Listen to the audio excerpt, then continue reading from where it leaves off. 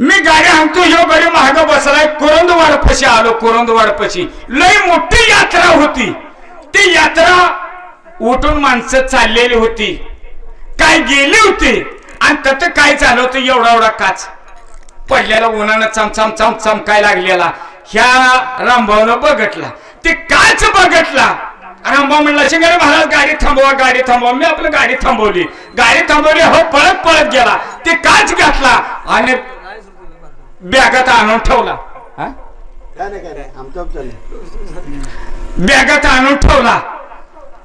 आता बॅगात आणून ठेवला मला काही माहितच नाही ह्यो घरी आला काय केलं आता ती काच म्हणजे आरसा ह्या जातीनं बघितलं नाही घरातल्याने कुणीच बघितला नाही ह्याने काय केलं ती आरसा आणला बेड खाली ठेवला दररोज आंघोळी करायचा गंध लावायचा त्या बेड पशी जायचा ते काच बाहेर ओढायचा आणि असा करायचा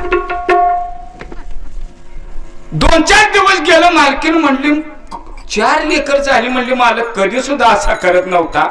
या 4 दिवसात म्हणली उंदराला मांजर टपल्यावर मालक असा का करायला लागलाय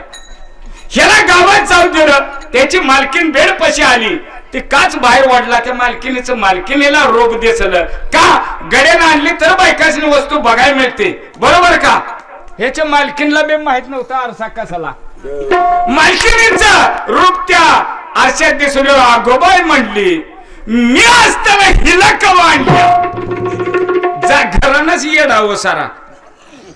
तिचं डोकं हल्लं ह्याची म्हातारी अंगणात काठी टेकत होती पळत गेली आते म्हणली लेखन काय करणी केल्या बघा म्हातारीच्या रट्ट्याला धरलं बेड पशी आणलं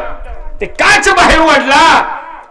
आणि म्हातारीला म्हणली ह्याच्यात बघा आता ते काचात म्हातारीचं म्हातार रूप दिसायला लागलं म्हणली रामा तुला अक्कल कवा यायची रा म्हणली महाराष्ट्र फिरतोयस आणलीच म्हातारीच कशा आली